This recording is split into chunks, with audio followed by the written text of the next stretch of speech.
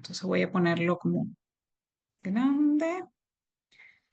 Ya, y bueno, como comentó Krishna, vamos a hablar hoy sobre el abordaje diagnóstico y manejo del EPOC y voy a mencionar ciertas actualizaciones que existen en la guía GOLD, que es la guía mundial del manejo de la enfermedad pulmonar obstructiva crónica o EPOC. ¿Ok? Vamos a iniciar con la definición. La EPOC se define como una afección pulmonar heterogénea que se caracteriza o está caracterizada por presentar síntomas respiratorios crónicos como lo son disnea, tos, expectoración y cuadros de exacerbaciones, que ya más adelante las describiremos, y estas son debidas a anomalías de las vías respiratorias o de los alveolos. La anomalía de la vía respiratoria se define como bronquitis o bronquiolitis y la de los alveolos como enfisema. Ambas patologías pueden producir una obstrucción persistente del flujo de aire y no solo que es persistente, sino que es progresiva en el tiempo. En cuanto a la epidemiología, me permito mencionar cuatro características bien importantes del EPOC. Una, su prevalencia en nuestra región o en Latinoamérica representa entre un 7,8 a 19,7%. Acá en Chile, un 15,9%. Estos datos los tenemos gracias al estudio Platino, que es un estudio multicéntrico, el único estudio multicéntrico de prevalencia de EPOC que se ha hecho en América Latina. Esta prevalencia fue acá en Santiago de Chile, resultando un 15,9%, y esto es del año 2010.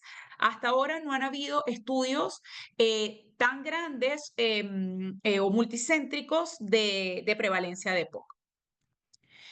También es conocido que acá en Chile es la novena causa de muerte, lo que significa aproximadamente 4 a 6 muertes diarias por esta causa. Lamentablemente, en el mundo ha incrementado la mortalidad por la EPOC debido a un aumento del hábito tabáquico, al envejecimiento poblacional y que han disminuido las muertes por otras causas o por las causas que eran más prevalentes anteriormente, que eran las enfermedades cardiovasculares y las infecciones. Hoy en día, la EPOC representa, según GOL, la tercera causa de muerte en el mundo. Entonces, estamos ante una enfermedad prevalente y una enfermedad mortal. Lo mejor de todo es que es una enfermedad que podemos evitar, es prevenible. Ok. En cuanto a los factores de riesgo, y aquí comienzo con ciertas descripciones de la guía GOL, esta es del 2023 para el 2024, perdón, 2025, o sea, ya sale ahora diciembre de 2024, pero es la guía de actualización del 2025. Pero acá les pongo el cuadro sacado de la del 2023 porque esta fue la última actualización en relación a los factores de riesgo. Es conocida la EPOC como su factor de riesgo principal el uso de tabaco o también la exposición a biomasa. También conocíamos otras patologías, otras exposiciones que podrían generar EPOC. Sin embargo, se estudiaba, se describía tanto tratamiento, fisiopatología, todo en relación al hábito tabáquico. Desde el año 2023, GOL decide ampliar esta clasificación nosológica, lo cual denomina etiotipos, en donde describe los diferentes factores de riesgo desde EPOC genético, en donde prevalece el déficit de alfa-1 antitripsina, así como también EPOC secundario al desarrollo anómalo pulmonar. Esto está escrito, por ejemplo, en niños que nacen de forma prematura o que tienen bajo peso al nacer. También la EPOC ambiental, que ya sabemos que la principal es por tabaquismo. Sin embargo, ya se describen casos de EPOC en relación al uso de la exposición pasiva al tabaco, así como también en el vientre materno. Entonces, la exposición del feto al tabaco, la madre fumadora, también le aumenta el riesgo a futuro de desarrollar enfermedad pulmonar obstructiva crónica. No solo el cigarrillo o la exposición a este, sino también el uso de vapers, cigarrillos electrónicos, así como el consumo de marihuana, se ha relacionado con enfermedades respiratorias crónicas. De hecho, el vapor o los cigarrillos electrónicos en el año 2019 hubo un boom que no solo están relacionados con enfermedades crónicas, sino también hacían enfermedad aguda o enfermedad intersticial aguda que ocasionó la muerte en muchos jóvenes en el año 2019. La EPOC ambiental o de exposición a contaminación o a biomasa, ya sea laboral o la contaminación del aire ambiente como tal.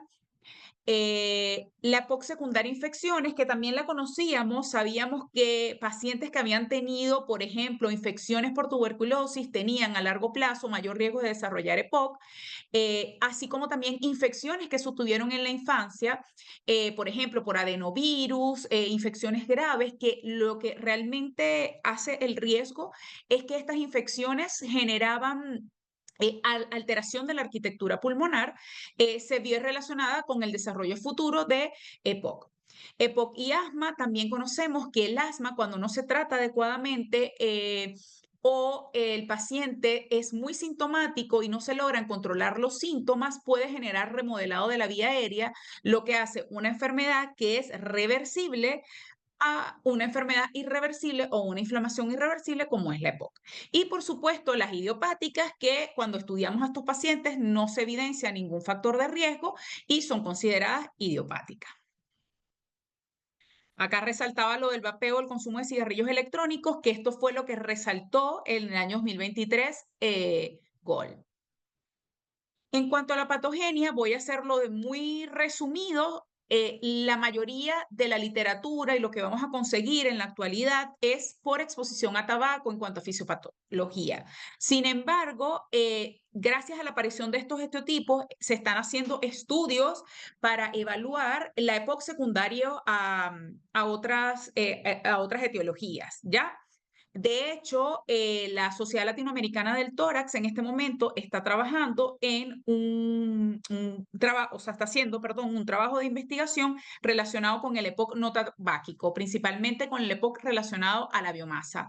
La idea es ver si definitivamente la fisiopatología es la misma, la producción del EPOC es lo mismo y, por supuesto, en base a esto, si el tratamiento es igual para un EPOC tabáquico y no tabáquico.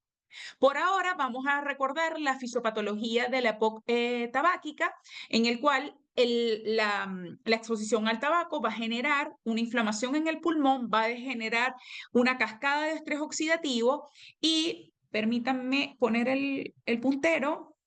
Y lo más importante, o lo que nosotros vemos como principal alteración, es este desbalance de proteasas y antiproteasas que van a alterar los mecanismos reparatorios del pulmón y van a generar precisamente la patogenia del EPOC.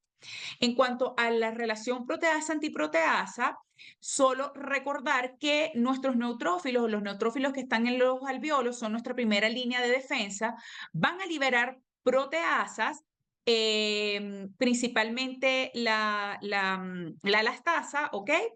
Estas proteasas se van a encargar de destruir la estructura proteica del microorganismo, es decir, son nuestro mecanismo de defensa protector, ¿ya? Pero también son capaces de romper la elastina. Y en este caso, la elastina es conocida como la proteína que le da la elasticidad al pulmón, y lo característico del pulmón es su elasticidad.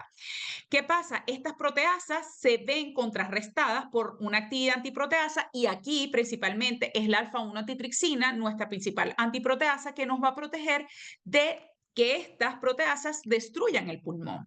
¿Qué pasa en el paciente fumador? Que es diferente, por ejemplo, un cuadro infeccioso, que el paciente fumador se expone constantemente a el humo del tabaco o a todos los tóxicos del tabaco y la actividad antiproteasa de la alfa-1 se va a ver sobrepasada por la actividad proteasa y comienzan las proteasas a destruir la elastina y se va a formar el enfisema principalmente. Y por supuesto, esta inflamación va a desencadenar enfermedad de la pequeña vía aérea que les mencioné, bronquitis, bronquiolitis y el desequilibrio de las proteasas antiproteasas, la destrucción del parénquima pulmonar, lo que va a generar la limitación del flujo aéreo, característico de la época. Acá vemos un alveolo normal y un alveolo en un paciente con EPOC en donde pasan tres cosas importantes. Uno, la disminución de la tracción elástica. ¿Ok? Dos, la pérdida del tejido de soporte, fíjense si vamos comparando. Y tercero, un aumento de la resistencia de las vías aéreas. ¿Qué pasa con esto? Además del aumento de la resistencia de la vía aérea, esta disminución de la tracción elástica y la pérdida de este tejido de soporte va a hacer que la vía aérea se cierre antes de tiempo. Una vez que el paciente exhala, la vía aérea se cierra antes de tiempo, no se mantiene abierta y va a generar el atrapamiento aéreo que todos conocemos, característico de la EPOC o de la enfermedad pulmonar obstructiva crónica, que va a generar hiperinsuflación estática y, por supuesto, en ejercicio, hiperinsuflación dinámica. Muy bien, entonces, el principal síntoma del EPOC es la disnea y la disnea va a estar relacionada a lo que acabo de explicar: obstrucción o limitación del flujo aéreo, atrapamiento aéreo, hiperinsuflación y, por supuesto, dificultad para respirar. Sin embargo, en la EPOC también tenemos que vigilar que estos pacientes, por la misma disnea, caen en una fase de intolerancia al ejercicio, reducen su actividad física y se produce todo aquel desacondicionamiento físico. Y si vamos y recordamos los fenotipos de pacientes con EPOC, por lo general son pacientes bien delgados, con un adelgazamiento extremo, ya porque tienen pérdida de masa muscular precisamente por ese desacondicionamiento físico. Y ese desacondicionamiento hace que cuando el paciente vaya a hacer alguna actividad, va a generarle mayor disnea y va a terminar convirtiéndose en un círculo vicioso. Si me muevo, tengo disnea. Si dejo de moverme por mucho tiempo, empeora la disnea. Y así sucesivamente, trayendo consigo mala calidad de vida del paciente en relación a su salud. Muy bien. Conociendo un poco la enfermedad y sus factores de riesgo, vamos a hablar ahora del abordaje diagnóstico. Entonces, cuando nosotros vamos a diagnosticar a un paciente con EPOC, por supuesto, tenemos que tener varias características específicas. Primero, aunque no es completamente, sí, siempre debe estar presente la edad del paciente. Por lo general se diagnostica a los 40 años o después de los 40 años. Bien, esto no quiere decir que no hayan pacientes menores de 40 años que tienen EPOC. Por lo general, pacientes jóvenes o menores de 40 años que tienen EPOC, tenemos que investigar el déficit de alfa-1 antitripsino porque es la principal causa. Entonces, tenemos nuestro paciente que vamos a considerar EPOC. ¿Por qué?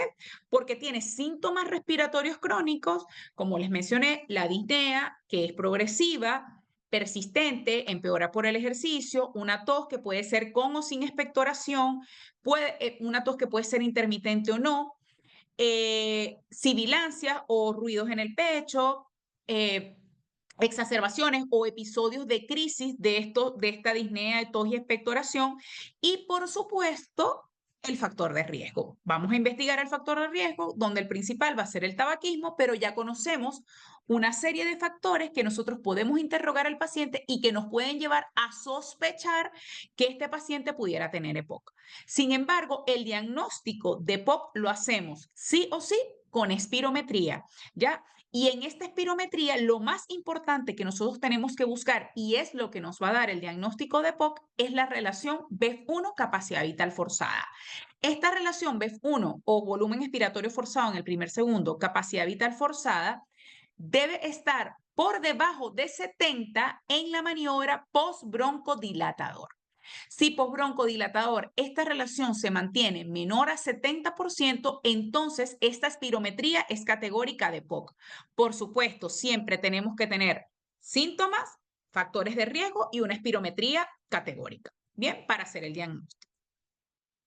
Muy bien, esta gráfica que les puse acá me pareció súper interesante y esta es de la nueva guía de GOL de 2025, en donde nos plantea el abordaje diagnóstico de la siguiente manera. Tienes un paciente, por supuesto, que tiene factores de riesgo, síntomas respiratorios crónicos. Vamos a solicitar una espirometría prebroncodilatador o una espirometría basal.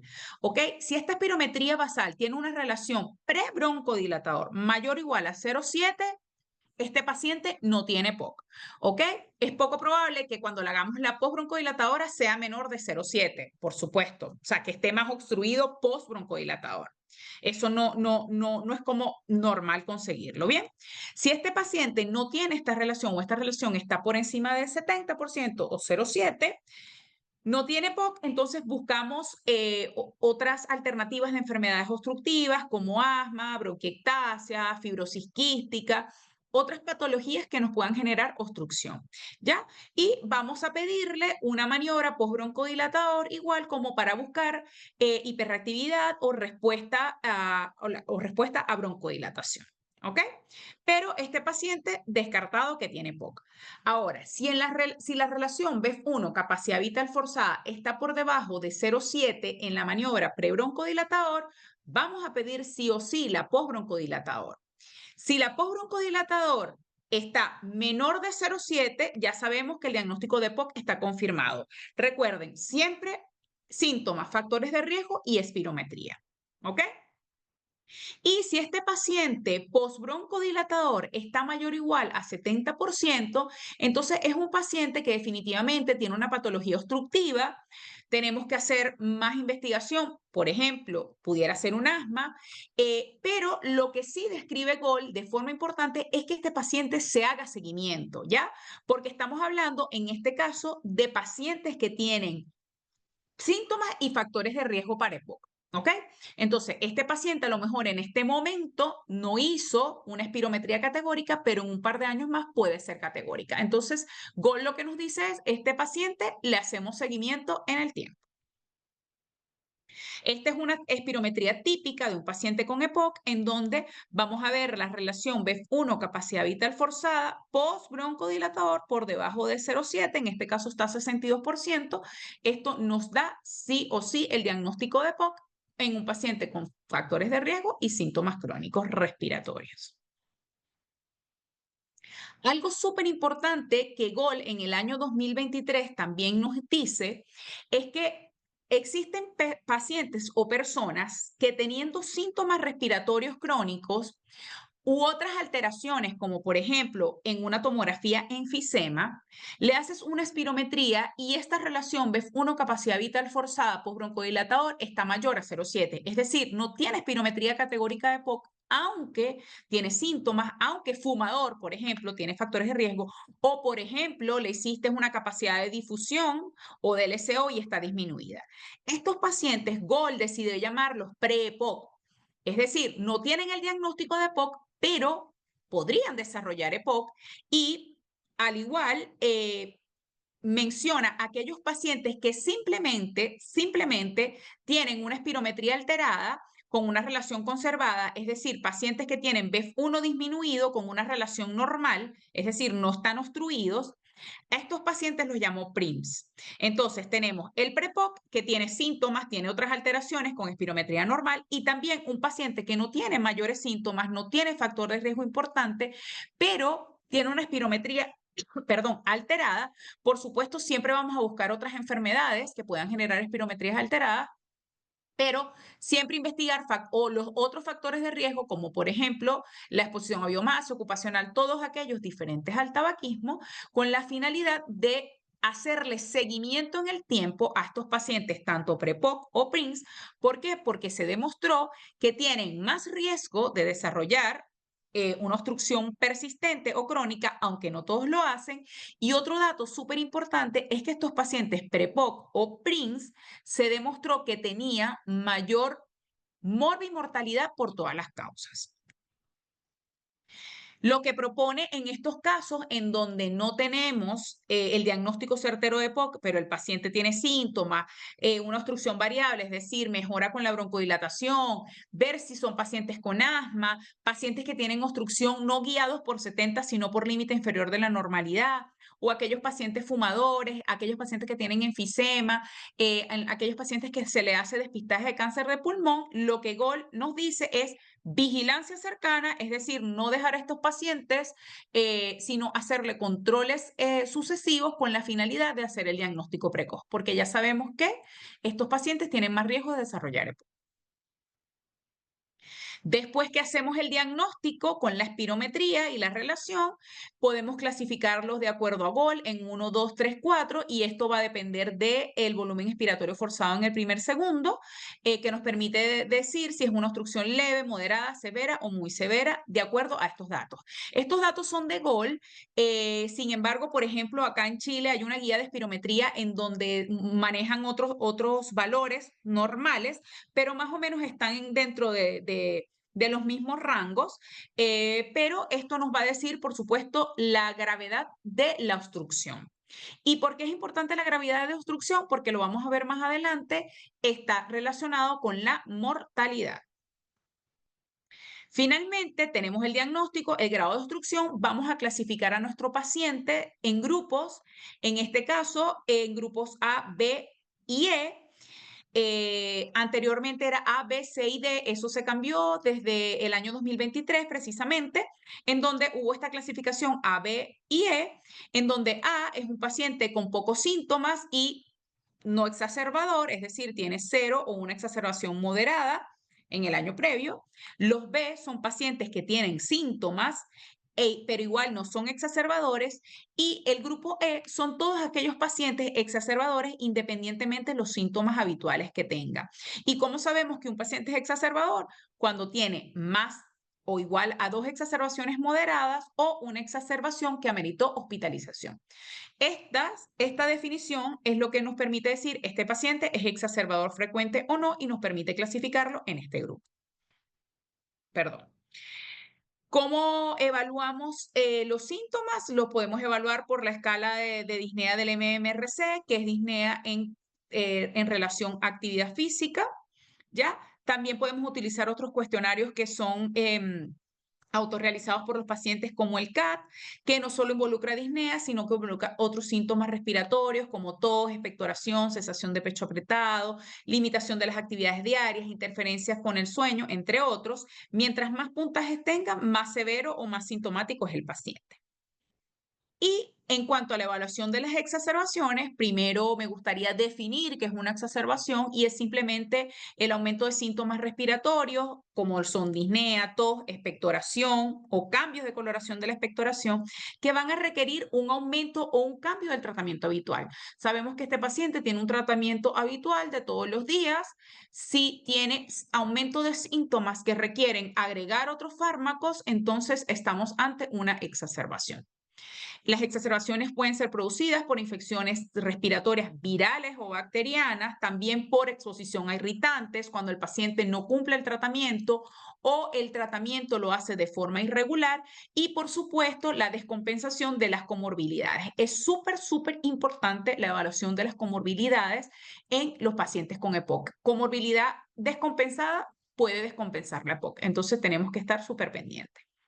Y un dato súper importante es que para nosotros saber si un paciente es exacerbador o no, el mejor predictor es el antecedente de exacerbación. Y esto, bueno, antes de hablar de esto del antecedente de la exacerbación, acá les muestro más o menos cómo ustedes pueden plantearse las diferentes severidades de las exacerbaciones y le digo más o menos porque esto está en continua discusión de cuándo saber que es leve, moderada, grave, pero en general una exacerbación leve requiere un tratamiento solo con broncodilatadores de acción corta, es decir, este paciente tiene salbutamol o verodual de rescate, úselo con horario por tanto tiempo. Si no mejora, entonces nos encontramos ante una exacerbación moderada. Las exacerbaciones moderadas son aquellas que requieren tratamiento no solo con el broncodilatador de acción corta, sino que le agregamos antibiótico o corticoides vía oral y esta pudiera ser manejada de forma ambulatoria. Y las graves son aquellas que requieren atención en urgencia o hospitalización y que el paciente pueda estar en insuficiencia respiratoria. ¿Ya? Entonces, esto es como, a grosso modo, cómo plantear la severidad de una exacerbación, pero para regresarme, el dato más importante es cómo sabemos que un paciente es exacerbador y es por el antecedente de exacerbación. Y esto no lo digo yo, esto fue demostrado desde el año 2010 en este estudio, el estudio Eclipse, que es uno de los estudios más importantes en relación a las exacerbaciones de POC y que nos dio informaciones importantes. Uno, que los pacientes exacerbadores frecuentes por lo general tienen un BEF1 más deteriorado, o sea, aquellos que tienen BEF1 más bajo tienen más riesgo de ser exacerbadores.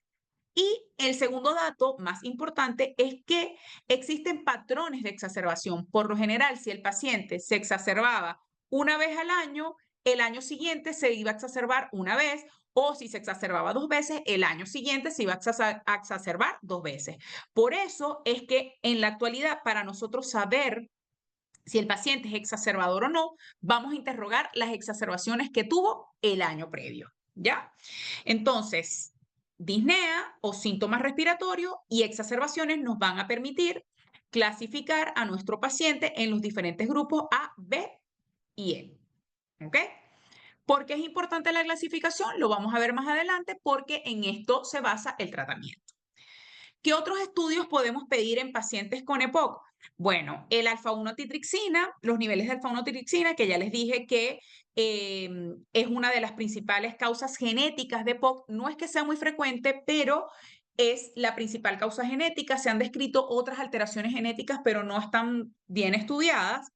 Siempre pedir una imagen de tórax. La imagen de tórax puede ser rayos X o tomografía. Principalmente está indicado la tomografía porque además de ayudarnos a hacer diagnósticos diferenciales, también nos permite disminuir o hacer diagnósticos tempranos de patologías tumorales. Y ya les voy a mostrar un artículo en donde hacer tomografías de baja dosis en pacientes con factores de riesgo, donde entraban los pacientes con EPOC, disminuía un 20% la mortalidad por cáncer de pulmón. Entonces, súper importante pedir una imagen de tórax, volúmenes pulmonares y del SO para ver cómo está la función pulmonar en el paciente. Los volúmenes pulmonares nos ayudan muchísimo para otras alternativas terapéuticas, sobre todo las alternativas intervencionales para eliminar el atrapamiento aéreo, que es la principal causa de la disnea, perdón, en algunos pacientes. La gasometría arterial que nos va a permitir ver si el paciente está en insuficiencia respiratoria o no, porque ya sabemos que una de las medidas terapéuticas más importantes en estos pacientes es la oxigenoterapia y que disminuye de forma significativa la mortalidad. Y otros biomarcadores, voy a resaltar acá los eosinófilos, que vamos a ver que tiene una principal importancia en el tratamiento basal. Acá, para como repasar cada una de las que les mencioné, otro aspecto importante que lo tiene la guía de GOL 2023 es que se asoció mayor morbimortalidad en aquellos pacientes que tenían EPOC y bronquiectasias. Entonces, súper importante pedir tomografías en estos pacientes con EPOC y saber que la presencia de bronquiectasias aumenta el riesgo de morbimortalidad y principalmente está asociado a infecciones por pseudomonas. Pero también nos permite descartar otras enfermedades, fibrosis, el cáncer que les dije, el cáncer de pulmón, la presencia de enfisema. Acá les muestro este estudio. Igual, un estudio multicéntrico que incluyó más de 50.000 pacientes, en donde se demostró que la tomografía de baja dosis anual en pacientes con factores de riesgo reducía en un 20% la mortalidad por cáncer de pulmón. Otro examen que podemos pedir es la capacidad funcional, que es la caminata de 6 minutos, que utiliza la escala de Borg, que mide la magnitud de la disnea percibida en plazos cortos. Esta es como la escala que utiliza. Y nos da la distancia recorrida en 6 minutos, la saturación de oxígeno del paciente, la frecuencia cardíaca, el grado de disnea y la fatiga de piernas. Esto nos ayuda muchísimo, por ejemplo, para implementar medidas terapéuticas como por ejemplo la rehabilitación pulmonar. Y lo más importante es que la distancia recorrida en esta caminata de 6 minutos representa un factor pronóstico, ya impacta en la mortalidad del paciente. La fuerza muscular, sabemos que los pacientes con EPOC, sobre todo en pacientes con EPOC avanzados, tienen una disminución de la fuerza del diafragma o del músculo principal de la respiración, entonces van a tener una presión inspiratoria máxima, que es el PIN, disminuido. El PEN por lo general, que es los expiratorios, no se ve alterado. Lo que les dije de la gasometría arterial, que nos va a permitir ver si hay hipoxemia o insuficiencia respiratoria. Siempre recordar que los pacientes con EPOC por lo general tienen una insuficiencia respiratoria parcial, pero a medida que avanzan, algunos pacientes pueden desarrollar hipoventilación y por lo tanto van a tener también una insuficiencia respiratoria global.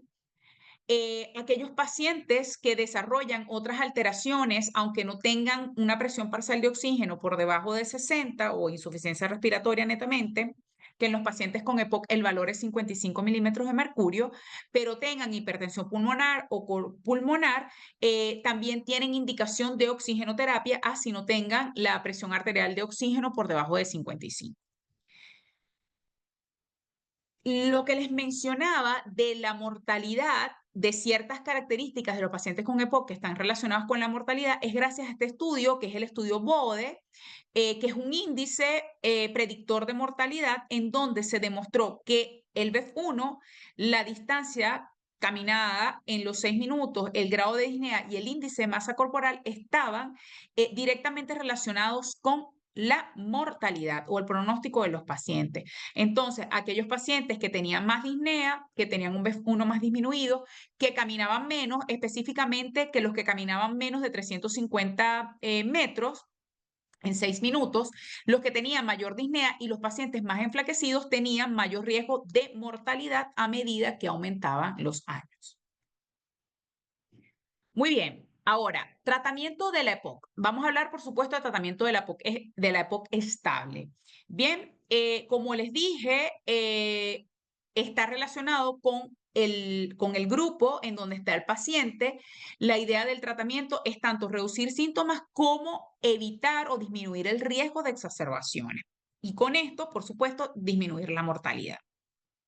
El tratamiento farmacológico es en base a inhaladores, principalmente broncodilatadores de acción prolongada, ya de uso de forma permanente, y también los broncodilatadores de acción corta para rescate. ¿Ok?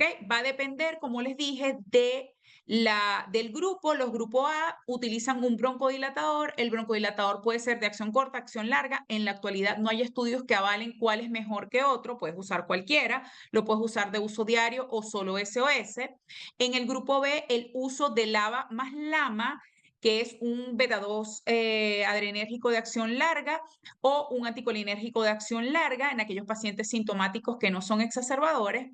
Y en el grupo E, inicialmente podemos empezar igual con doble terapia broncodilatadora, a menos que el paciente tenga un contagio de eosinófilos en sangre mayor o igual a 300.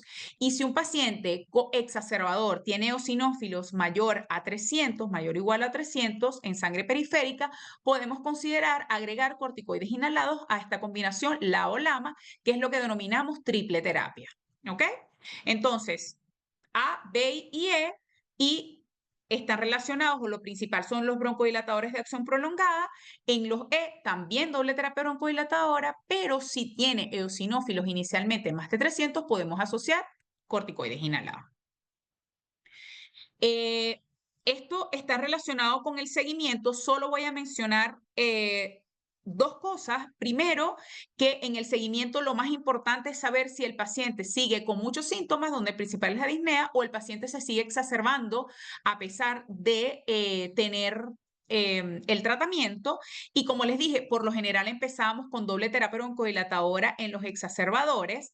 Si los exacerbadores se siguen exacerbando a pesar de esto, considerar el agregar corticoides inhalados si tienen más de 100 eosinófilos, si tienen menos de 100 eosinófilos, otras alternativas terapéuticas en donde están los antifosfodiesterasa 4, como el roflumilast, que ese lamentablemente no lo tenemos acá en el país, o el uso de acitromicina, que verán que lo podemos usar trisemanal por 3, 6, 9 meses, incluso un año, siempre vigilar los efectos secundarios.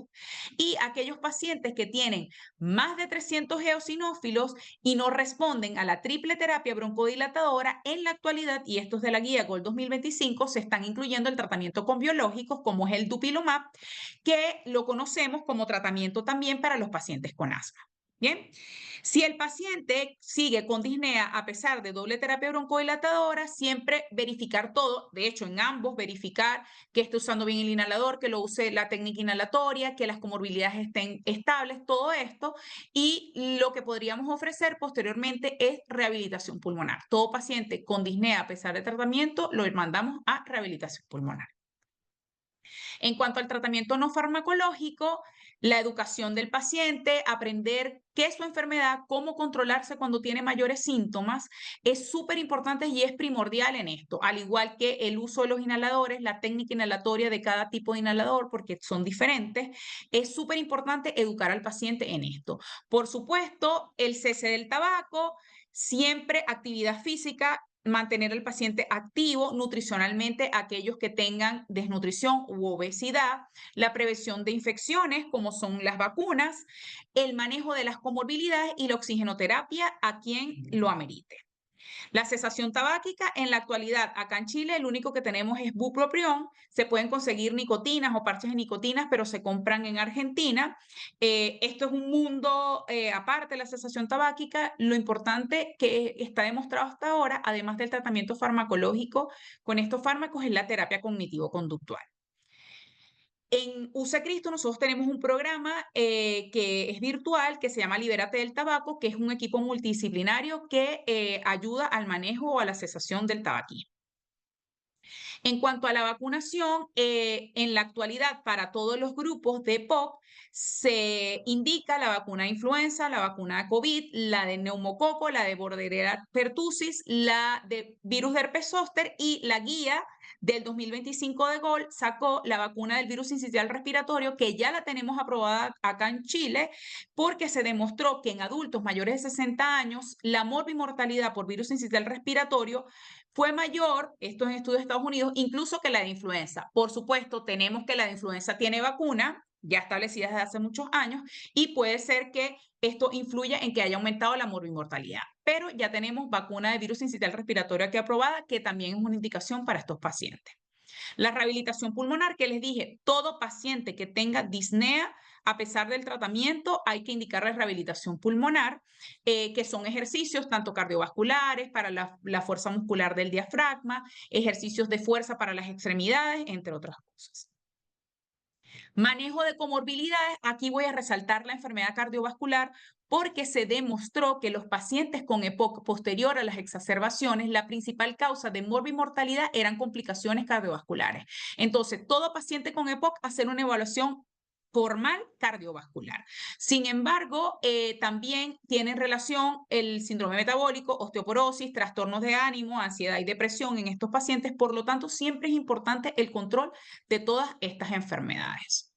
La oxigenoterapia, que ya sabemos cuándo indicarla en pacientes con una presión parcial de oxígeno menor de 55 o en aquellos que tengan 55 y 60, pero tengan otras alteraciones como hipertensión pulmonar, cor pulmonar o poliglobulia. Y sabemos que la oxigenoterapia es una de las alternativas terapéuticas que impacta en la sobrevida de estos pacientes. No solo disminuye síntomas, sino que impacta en la sobrevida. También tenemos alternativas de la neumología intervencional, que les decía, para la disminución del atrapamiento aéreo o reducción de volúmenes. Anteriormente se hacía quirúrgico, ahora tenemos alternativas broncoscópicas, ya con el uso de válvulas, ablación con vapor, varias alternativas que nos permiten reducir volumen y, por supuesto, mejorar el atrapamiento aéreo y la disnea. Finalmente, hacemos el diagnóstico, una evaluación inicial con todas las comorbilidades, síntomas, historias de exacerbaciones, el estatus de fumador, el contagio de eosinófilos, colocamos manejo inicial, tanto farmacológico como no farmacológico. Vamos a controlar a este paciente por lo general 3 meses después de haber iniciado el tratamiento. Tenemos que ver todo, si las comorbilidades están estables, si está usando el tratamiento, la técnica inhalatoria, si sigue fumando o no, si está haciendo actividad física, si se vacunó. Ya tenemos que cuidar todos estos para decidir el ajuste o no de la farmacoterapia y del tratamiento no farmacológico. Conclusiones. Para terminar, la EPOC es una enfermedad común, prevenible y tratable. Es la tercera causa de muerte en el mundo. Su manejo requiere una proporción muy importante de gasto de salud en todos los países. Va a alterar diferentes aspectos clínicos y funcionales en los pacientes y no solo la función de la mecánica respiratoria. Todos estos aspectos van a determinar el deterioro de la calidad de vida de los pacientes y el pronóstico. Lo más importante es que esto lo podemos medir y las intervenciones terapéuticas pueden producir mejoría clínica de la calidad de vida, frecuencia y gravedad de las exacerbaciones, de las hospitalizaciones también y por supuesto mejorar el pronóstico. Muchas gracias.